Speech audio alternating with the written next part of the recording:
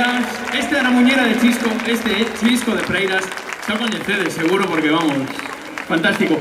E os penediños de Atios. Fortísimo aplauso, por favor, de novo para eles. Moitas gracias.